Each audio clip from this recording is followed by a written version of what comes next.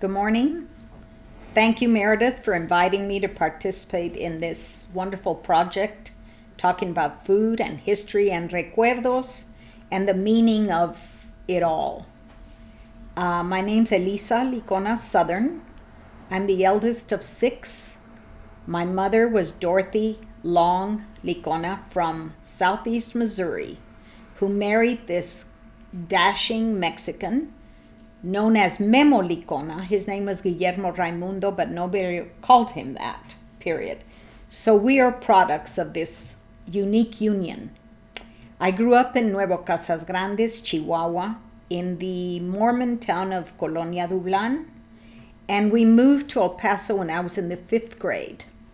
It was a huge transition because we lived in this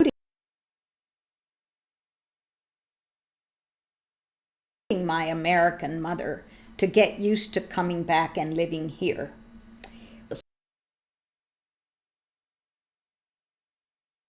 Street, not far from where I live now. And there were my youngest brother Carlos was born when I was in the 5th grade. And eventually we moved to the house on Springwood out in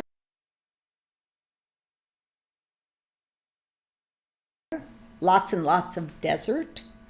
And I walked first to Ranchland Hills School. It was a brand new school. And I went there from 8th grade to graduation. That's how I came to be in El Paso, although we were all born in El Paso. So we moved here in the late 50s. And what I remember about El Paso is we did not eat out a lot. We went to my grandmother's house on Sunday to have pan dulce. After they went to 5:30 Mass, they'd go to the National Bakery and get all the pan dulce. After our Mass, we would spend Sunday mornings there. And then my mother always made roast mashed potatoes, carrots for Sunday dinner. We did, however, once in a while, we would go to Ashley's Garden for Mexican food that wasn't that great, but it was like a fairyland full of lucecitas. And people kind of went there because it was so pretty at night. There was Gillespie Steakhouse, the Empire Club. There was Pappy Hines, not far from my neighborhood here. Not a lot of Mexican restaurants. The L&J, I think, was called Tony's, and my parents went there, but we never did. The Hacienda, my parents and friends went there. And interestingly enough, when I started dating my husband, we'd go to the Hacienda, and the same waiters were there that knew my mother and daddy. So that was kind of a connection to them. And then where else did we go? Chico's Tacos. My daddy's compadre, Joe Mora, started that in 1953 or 4, I believe. And we went there frequently. It was the original one on Alameda, across the street from Evergreen Cemetery. And my daddy was boxing promoter in El Paso, and Joe Mora only hired boxers to work there. It was a teeny little space. And I became a boxing fan, which made me very popular at Bel Air High School with all the guys, because I knew all the boxers and I always went to the matches with my dad. So we have a great connection with Chicos and Joe Mora, who was my sister Hurley's padrino. I mentioned Chico's Tacos because we were personally connected to Joe Mora and the family, and we kind of hung out there. And I even remember the manager's name that was there that recently passed away, Campanella. I never knew his first name. He was just Campanella. And we talked to him while Daddy and Joe talked boxing and talked to the fighters that were there. Now it's an iconic place in El Paso. And people that grew up here, the first thing they do when they land at the airport, including my brother Carlos, my niece Jessica, and her brother Memito, they are my brother Memo's kids. They go straight there before they go visit or say hello. We go to Chico's, we order, we sit out on the grass. Once in a while, we cross the street to visit all our antepasados that are buried there. And it's part of our history, but I think it's part of a lot of El Pasoans' history, because I know people that talk about it just like I'm talking about it. If you're not from El Paso and you taste those for the first time, you kind of say, I don't get it. But we get it. We get 3 or 4 orders, and I've even taken them on trips to deliver. But it is part of our history, and of course a big, huge part of El Paso history now. We did frequent places in Juarez more than El Paso. The Martino, the Florida, the later Comedor Virginia, Casa del Sol, which was a dear friend of my dad's, Luis Estavillo, and let us have our wedding reception there when he first opened the restaurant. So we're connected to that restaurant and the family as well. But as kids, we didn't eat out a lot. There was Elmer's, where we go sometimes after Mass. Mainly it was cooking at home with the familiar smells that drew us there. And at my grandmother's house, up on Rampart off of Arizona, it was the meeting place for a huge, huge family. From Chihuahua, from Casas Grandes. We all gathered there throughout the day. They were always cooking. You could smell the famous recaudo of cebolla, tomate, ajo, which you cannot cook Mexican food without. And she used that for almost every dish, and most Mexicans do. But we would gather there, and there was always enough food. No matter how many people appeared, those 3 ladies were in the kitchen bringing out food. And my grandmother had 2 unmarried aunts, Aunt Adela Wallace, who worked for the famous Cleofas Calleros in El Paso. He was a very dignified, prominent gentleman, and they did work for immigration. Tata, whose name was Edlinda, was always in the background, quietly. And Mema, Elisa, my namesake, was the social animal of the 3. So my 3 sisters are named after them, and we all rather take on their personalities. It's really wild. My little American mother named none of us. My daddy said we're going to be named after them.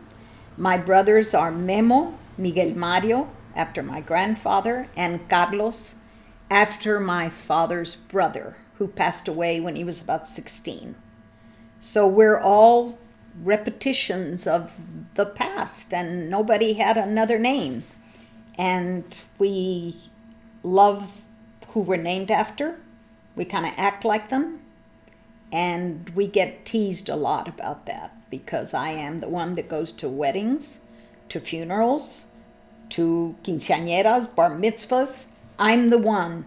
My sister Hurley kind of likes to be on her own, and my sister Adela, a pretty highly acclaimed academic, has a lot of Aunt Adela's characteristics and is much like her. So there you go. Take us back to growing up in your family. What are some of the early food memories? Like you mentioned the basics for the food. Yeah. But what are some of the actual meals that you remember eating or helping prepare? So take us back a little bit to eating at home.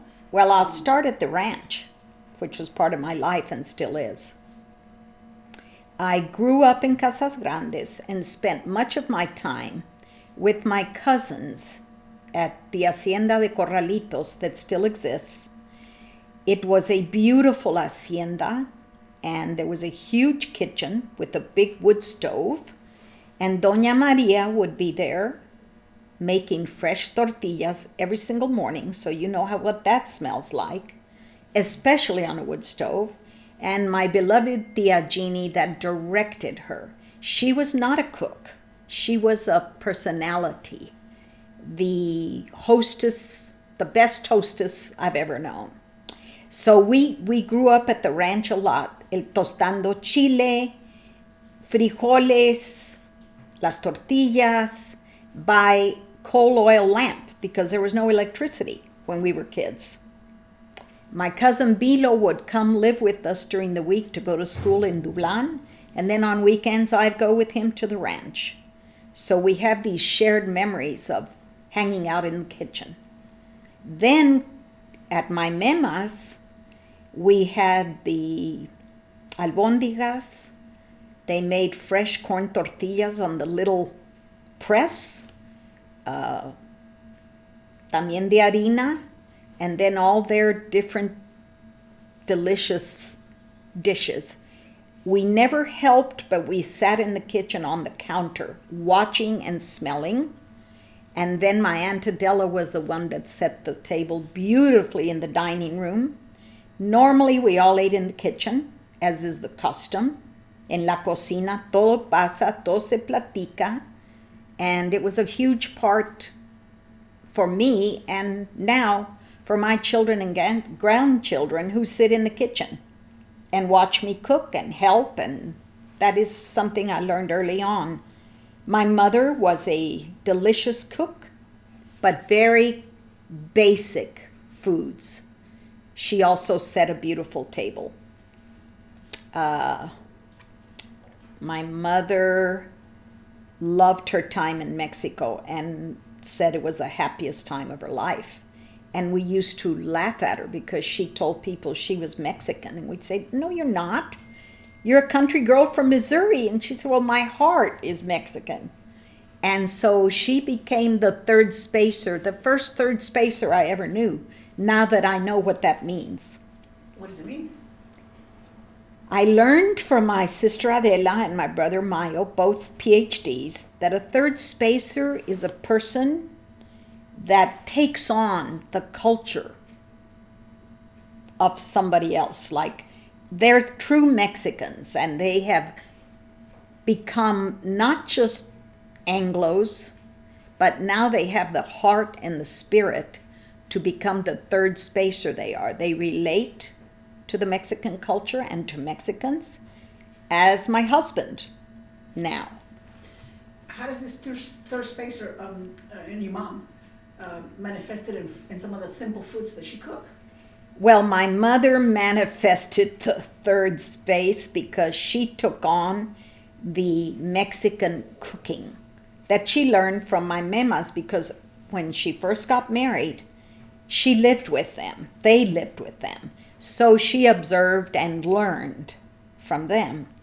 But my mother transformed herself in every way once she became part of this extended family, the Mexican family. And living in Mexico, no se diga.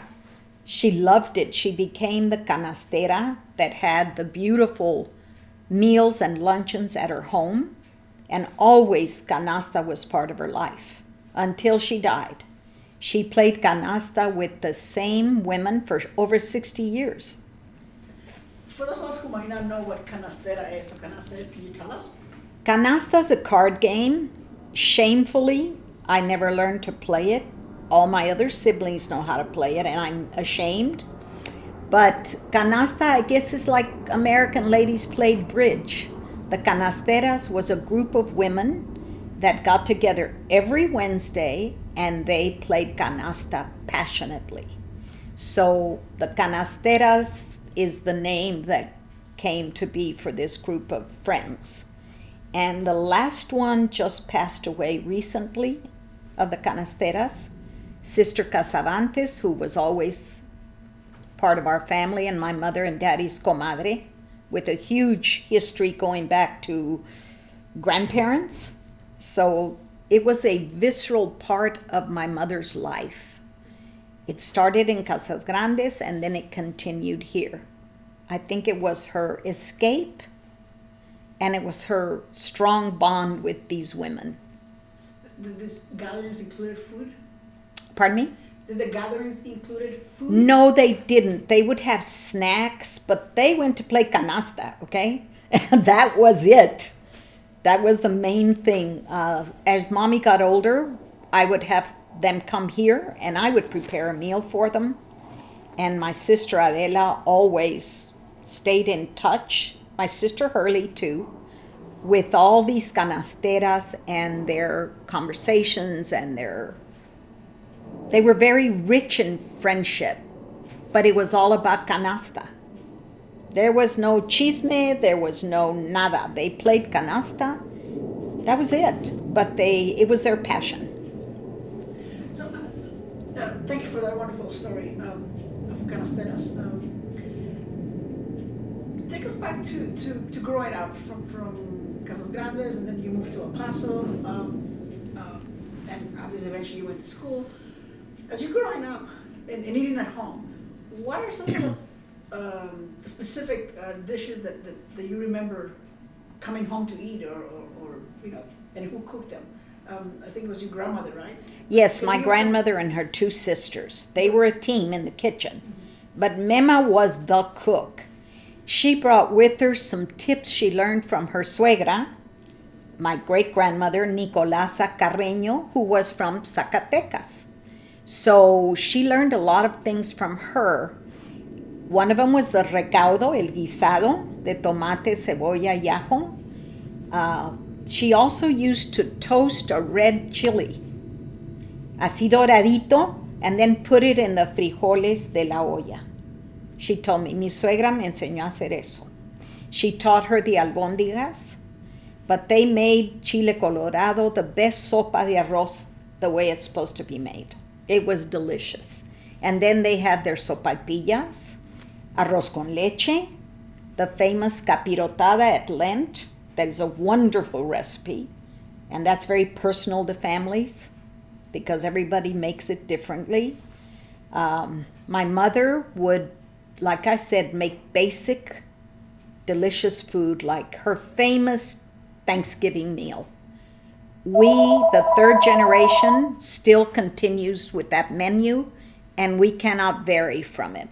It's my mother's dressing, her gravy, her mashed potatoes, cream peas, Waldorf salad.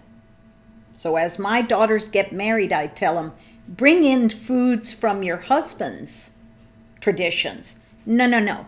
We don't mess with Granny's Thanksgiving. So that was her primo dish and her favorite holiday. But she made great everyday food. Macaroni and cheese and white sauce with breaded breadcrumbs on top. That was one. She loved to make any sopa. Sopa de codito, sopa de fideo, sopa de arroz. She learned to make delicious. Not a lot of country food like you would think. I did learn red-eye gravy, which we made, from bacon or sausage drippings. She also loved breakfast. She was famous for her bacon because it was perfect. Took her forever to stand there. It never was curled up at the ends. It was flat and evenly cooked. And she would make it until everybody had had enough. So breakfast was a huge meal at our house. And she made it with such cariño and deliberately. It just wasn't thrown together like I kind of make breakfast. It was delicious, and she took her time with it. So that's something we all carry with us, even the boys. So I met Todd in college, and we dated for 5 years. He went off to Vietnam. He came back. Then we got married. We inherited his family as part of ours. Eventually, his parents moved to El Paso. A couple of siblings also in El Paso. One brother remained in New York, but I always called his mother Hazel. Her name was Hazel Marie. Most people called her Marie. But me and my whole family, we all called her Hazel. She taught me a few things to make that I still make for Todd, and I call it comfort food. She also perfected the gravy with me and said, you got to let that get really brown. You're going to think it's burning, but it's not.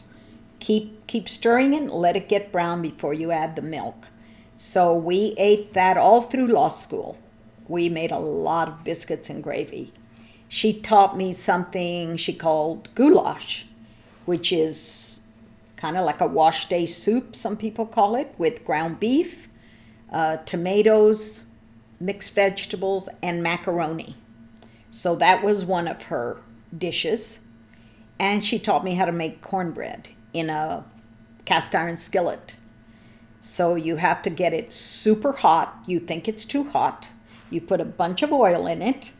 When it's bubbly, you put in the cornmeal and you bake it in the oven. And so she taught me to make that cornbread. I never make it in tins or muffin pans. And then Woody's, Todd's dad, Woody, his famous, delicious barbecues that we all loved. He was good at steaks, hamburgers, baked potatoes, and that was what we ate when we visited with them. They came into my huge extended family and were always with us at holidays and became part of the Licona clan. Todd grew up moving all over Texas, and she didn't have a set of recipe cards. She kind of threw meals together in a very delicious way. And we still eat some of her dishes here. And in all of our travels, we love food. We tried everything, although we're not real adventurous. Like I don't like some of the seafood in Spain. But we stick to our traditional meals that we've learned from family more than anything. Now Todd has become a third spacer as well, because when I met him, he was a cute white boy from Midland, Texas that stole my heart. And he said, I didn't know Mexicans. I knew a guy named Jesus on the track team.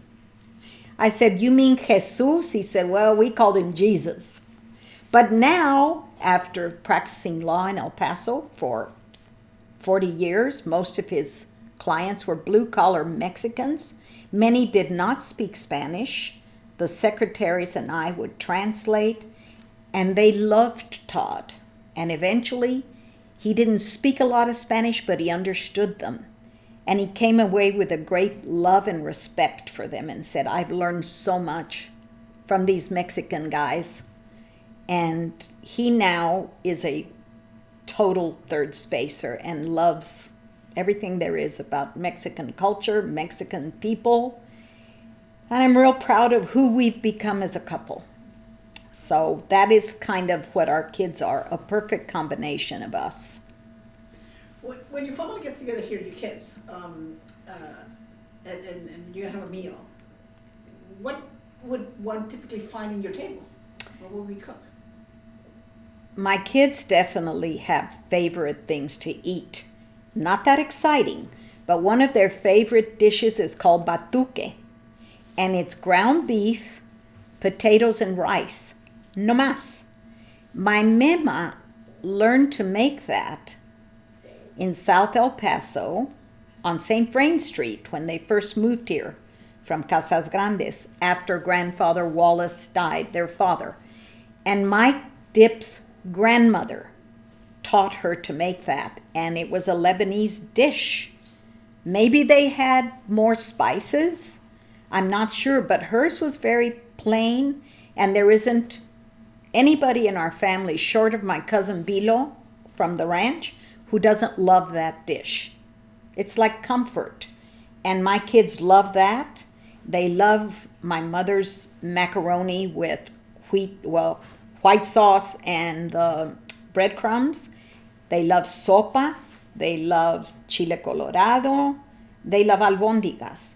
But we have those dishes around our chile con queso, rajas, made with the recaudo, Mennonite cheese, a little bit of cream, and the long green chile. Of course, they love that. So these are just the same repetitive meals I had that now they're having. They don't like big fancy meals. They want, and then there's the triple order of Chico's Tacos we pick up. They are total Chico's Tacos, especially my son Mario, who's now a restaurateur, but still pulls his way over to Chico's as often as he can, and his wife Christy too. So Chico's is still in our life. It sounds like the restaurant industry, in one way or another, one is connected to your family, in terms of your father's and his connections to the original owner of Chico's Tacos. And I understand that your son, Mario, owns a few restaurants. Yes. Can you tell us a little bit about that experience? My son Mario has partners. He was working for Vanity Fair, VF Jeanswear, and was in Yucatan when he started talking with his friend Ryan McNellis. And Ryan said, why don't you come help me run my dad's business, El Paso Saddlery, after Ryan's dad passed away. That's been here for 100 or more years. Then one night they're talking about restaurants, and Mario comes to tell us, and we both say, oh no, don't do restaurants. That is too iffy. It's hard. Now they have, I don't know, over 20 Wing Daddies, Toro Burgers. They bought the famous Charcoaler, which is part of our history as well, our dating history for one. And I kid him about being in the restaurant business because Daddy always wanted us to have a restaurant. He bought and sold restaurant equipment. He bought and sold anything. But restaurant equipment was high on the list, and he said, I can give you the equipment, you 3 girls work and get a restaurant. That never happened, but his grandson, without a plan, became the restaurant guy with the help of his partners. And they like it and love it, and they have a new one called Boozy Tacos. So they just keep expanding, and they have some in Mexico, some in San Antonio, Austin, I think Laredo, McAllen. There you go. Wow. So restaurant business it's in your blood. As we started this conversation with recollections of you guys did not used to go eat a lot, although you had Chico's Tacos and you just mentioned charcoal when you were dating Todd.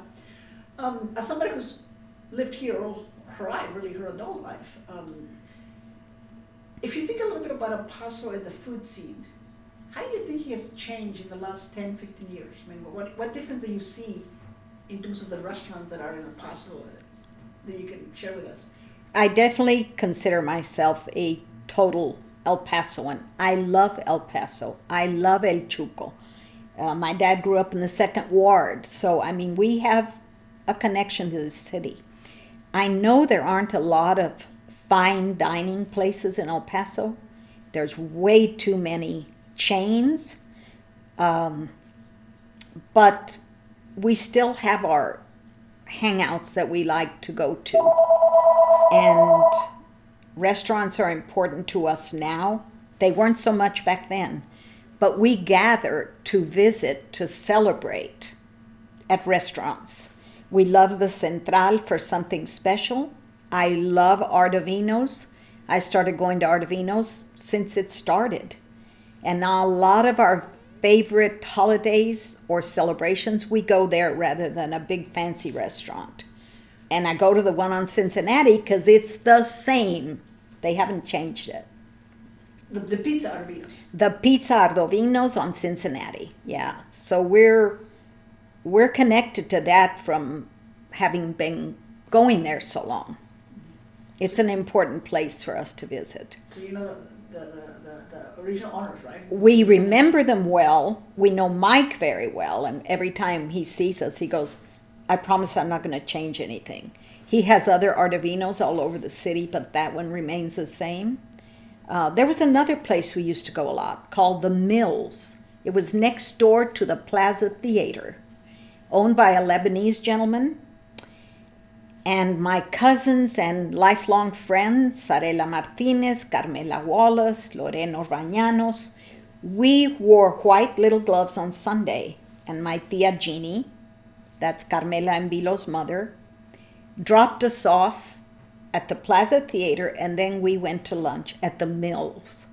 So I think that's why I love to do lunch with all my friends and family, because it started when I was about in the 4th or 5th grade, and they'd pick us up afterwards, but I remembered that one.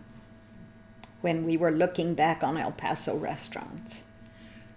You just mentioned Sarela Martinez. Mhm. We can't just mention Sarela Martinez without talking a little bit about Sarela Martinez. Can you tell us a little bit about who Sarela Martinez is and why Sure. she's important to the food scene? Yes. First of all, Sarela Martinez is important to me because we were lifelong friends. Her mother and my tia Jeannie go back forever. In fact, when my mother showed up in Casas Grandes, an American lady speaking zero Spanish, she was crying in a hotel trying to see where she'd find my dad. And this dynamic, strong woman walked in and said, "Who are you and why are you crying?" "I'm Aida Gabilondo. I'm Memo Licona's wife. I'm going to take you to. We're going to find Memo. I know where he is." So that goes back to my tia Ida. Sarela and I grew up together. She eventually lived next door to me here when she married Adolfo Sanchez, had her twin boys, and she started her catering here in El Paso. After her divorce, she got in a van with her twin boys and moved to New York and became a food legend because she introduced Mexican food to Manhattan. And she has her own story to tell and is a great, great restaurateur, food historian, food anthropologist, and still works at it. So I'm very proud of her, but we go back generations with our families too. We very much like to frequent the Central. I recently took my daughters and my daughter-in-law to the new Plaza Hotel restaurant that was restored, that wonderful property. And I've been there a couple of times. We've been to the rooftop bar there that is magnificent, overlooking El Paso. But we also love Ruli's. I love Ruli's.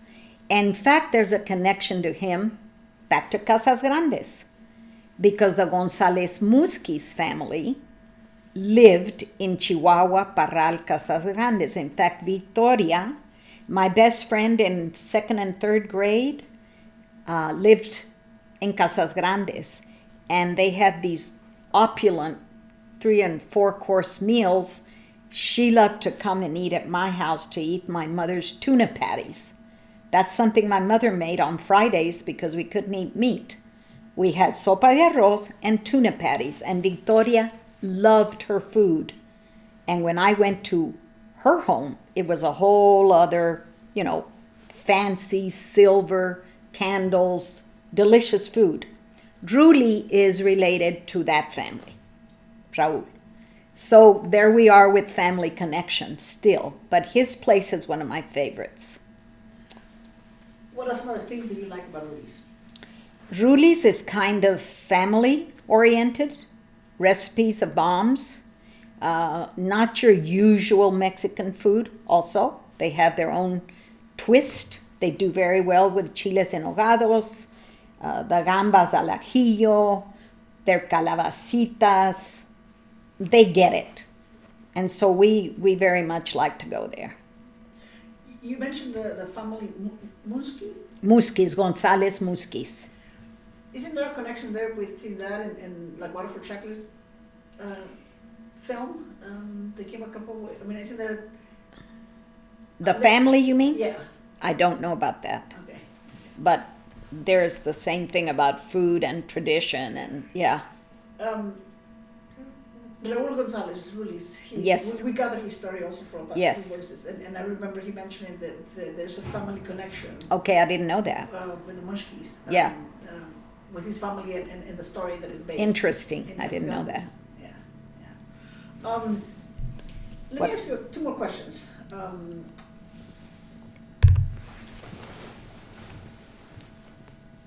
When we think about food, food is family, it's a lot of things.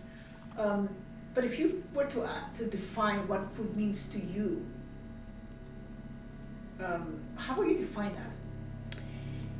I think I would define food as celebration, bringing together. A person doesn't come through the door that you don't say, "What can I get you?" We would come into my mother's home, she would do the same thing. My memas, ¿qué les hago? ¿Quieren tortillas? ¿Qué quieren? At the ranch, the minute people got there, go to Doña Maria's kitchen and they would start. Always. It's part of hospitality and welcoming, for one. When somebody dies, what do?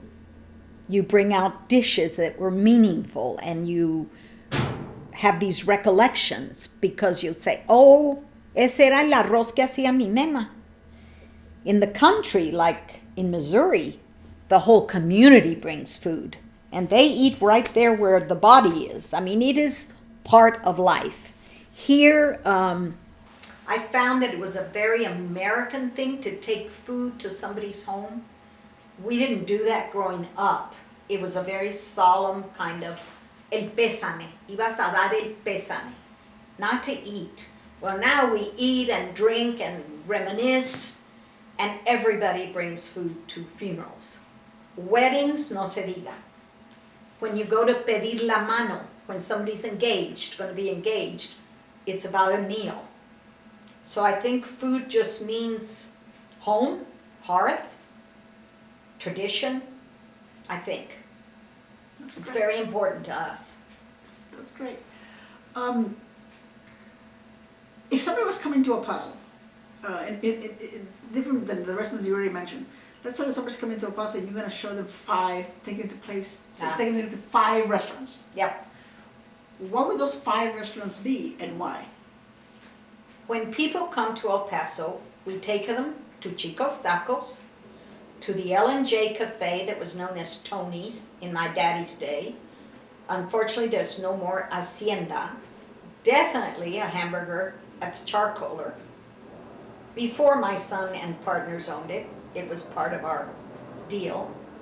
Let me see what else. Artavino's Pizza. And number 5, I don't know, there's still Leo's we love. The Arrambide family is part of El Paso too. Goes back forever. But we love Leo's, and people love Leo's, so we would probably take them there. Again, fancy, it would be the Central.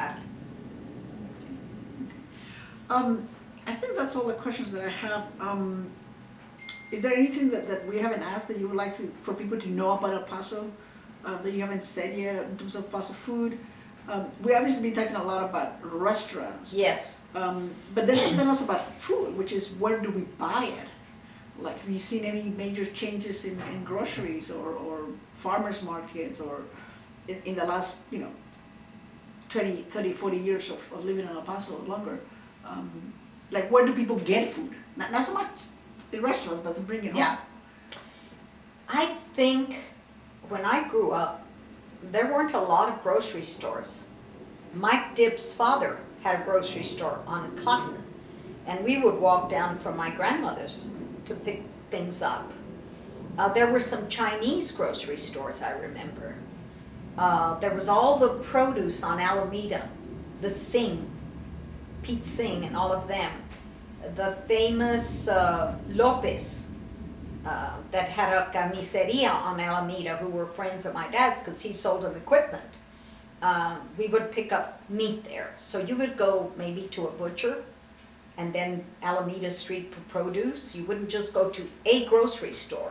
Although we had the food marts and Piggly Wigglies that started. Not a lot of farmers markets. We would go to Juarez all day long to go to the mercado for produce. And then we'd end up washing the car and eating. So Juarez used to be a fluid coming and going. It was part of El Paso. And the mercado was too, so we bought a lot of fresh produce there. Now you've got the huge box stores, big box stores they call them, I think. But not a lot of wonderful little jewels to go buy. Special items. Which are the ones that you miss the most? I miss the tienditas. Charlie Mansour on Brown Street. He had the Moon Grocery, it was called. And we would walk down there. In fact, my tia Jeannie, my aunt, would still go there to buy a loaf of bread just because she liked him and the little store. Then there was a little store on Cotton between Rio Grande and Montana, and Mr. Magaña owned and ran it. We used to walk into there. I can smell the wood floor with the produce. I wish we had more of that instead of having to go to Costco, big stores, Albertsons. But I think I miss that and the daily purchasing of food. You know, where you'd go buy what you were going to make that day instead of stock up. Every day we'd go to the grocery store. I remember taking Mema on double stamp day on Wednesday to buy whatever she was going to cook that day. But they didn't stock up. They went and bought for the day, which was very common back in that time. I love bread. Are there some panaderias that are no longer with us that you remember? We loved panaderias, and the National Bakery with the Lebanese community is where my grandmother went after Mass to buy. And not that long ago, I took my daughter on Good Friday. She was in the 8th grade at Loretto. And we did the Stations of the Cross, and I said, I'm going to take you to the National Bakery. Well, there were about 4 old guys and 1 very handsome young guy. And the old men told Amanda, we want to see you dance. She happened to be a dancer. And she looked at me like, are you serious? And they said, yes, that's how we pick wives in Lebanon. So she did a little dance for him. We bought some fruit, some of our bread, and left. Gussie's is famous. Gussie's was not there in the old days, but I'll stop by for pan dulce at Gussie's and bring it home for nostalgia. Laberintos, roscas, orejas. The names are wonderful of all the different sweetbreads. So I go there to think of having coffee at Mema's. And what else is around that's a panaderia? Oh, there used to be Sharp's Bakery on Tularosa that made French bread. And I would go with my Mema, and we would pinch on 1 loaf and take 1 loaf home. But now, panaderias aren't that common. They're hard to find if they're authentic. Bowie Bakery, of course. Yeah. 2, 3. My grandmother's had connection to the Lebanese community, the Dib family, the sisters, the Hamras. She also learned to make a dish, another dish, which was fideo and white rice together. You brown the fideo and the rice together. You add all kinds of butter, salt, and water, and they taught her to make that dish. Now I have a beloved friend whose name is Madeline Jaber. Dow is her maiden name, who is a cultural icon, I think. She has brought delicious Lebanese meals to our gatherings. We met at UTEP at the exercise program for seniors. And she is a wealth of information, knowledge, and culture. So we talk a lot about these families that actually my dad and grandmother knew back in the day. And food, of course, is equally important to the Lebanese. And I think very influential, because in Mexico, there were tons of Lebanese. We grew up with Lebanese restaurants. My dad had Lebanese customers he sold to. I collected money for my dad. That's how I paid for college. He'd say, you need tuition? Go on Alameda, so-and-so owes me money. Go up on Alabama, somebody else owes me money. And that's what I did. And my Tri-Delta sisters would say, are you really going on Alameda to collect money to pay for your dues? Yeah, come with me. And they all have wonderful stories to tell about those experiences. They'd never been on Alameda in their life. Why is that?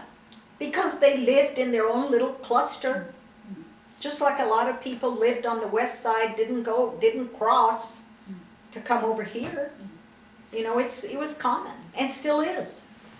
In terms of the Lebanese, do you go to any of the Lebanese restaurants in town?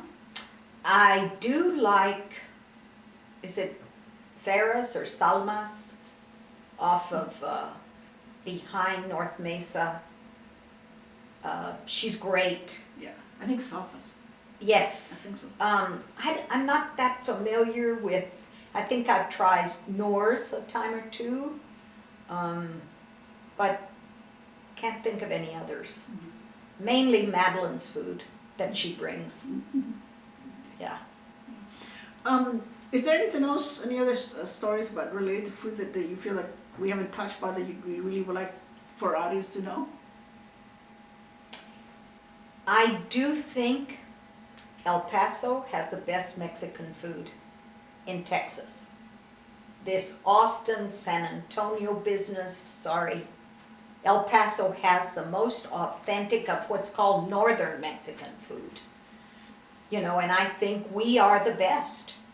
And we get all these write-ups, and when I go to Austin and eat in Mexican food restaurants, I tell them, do you want me to tell you how to make that dish? I'll be glad to share it because it's so different. What makes it, you point something very specific here, which is northern Yes. part. If you can be a little more specific, what is it that makes El Paso Mexican food different to you? Well, we don't have a lot of southern Mexican cuisine del sur. Es de Coahuila, Chihuahua, Juárez, para acá. So we make the tacos, the red enchiladas, el chile relleno, usually with long green, although we do poblanos. We just had some the other day. The refritos, they're not black beans, they're refritos. De la olla don't have a bunch of stuff. Que ajo, que cebolla, que cilantro, it's not that way. My grandmother put a tablespoon of manteca, and I do mine, but don't tell anybody, they're afraid of manteca. But you put in a tablespoon once they're cooked, almost to the end, when you add the salt, the little cajita azul de manteca, that's what you put in the beans. That I got from the Mema too. And that's northern kind of beans. It changes once you go to the south. But we don't use as much cilantro as other cities, you know, douse it in cilantro. You put hojitas de cilantro. It didn't swim. Another wonderful dish is caldo tlalpeño that they make at Julio's. That is delicious, and it's from this part of Mexico too, although in Mexico City you have it, but it's pretty authentic at Julio's, which was also a restaurant in Juárez a long time ago. That's got cilantro in it, and not too much. Yeah, I mean, one of the major differences for us, being so close to, well, next to Chihuahua, Sonora, is that in terms of Mexico, we are in the northern states that are primarily cattle. There's a lot of beef here. Yes. There's a lot of meat, you know, just because of what we happen to be. A lot of flour tortillas too. Yeah. Okay. You have grandchildren, yes? Yes. If you want to give him one message to your grandchildren about food, in addition to it's about, you know, communities, about getting together, what would you want your grandchildren to take about food, about your family food? Besides recipes and long life connections to food through people we love and knew, one of the main things I've tried to teach them, and I talk about it every time we're together, is sobremesa. La sobremesa is as important as the food. And I try to tell them because they want to eat and run, and I'll say, they go, sobremesa? Yes. That's when you talk, that's when you look each other in the eye, that's where you remember, and that's where you tell stories. After a meal, you usually talk and tell stories. So we can sit here for 4 or 5 hours with adults and my kids. The grandkids are learning to sit and listen, and they know the word, and they tell their friends about it. My 2 in New Hampshire. Cruz, of course, is here. He's a border citizen, Amanda's son. But Sarah has 2 kids in New Hampshire. And every time I go, I cook for them my way. I take my own flour tortillas because Carlos says, the ones here don't cut it, Babu. The ones you bring do. Well, they have manteca. And the way I make my beans, he loves. Well, they have manteca.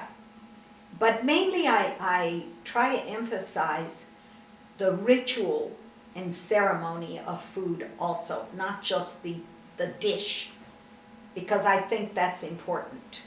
And they love it. They get it. That's a great thing. And I think it's a great place to end. So thank you so very much. Thank you, Meredith. It was fun.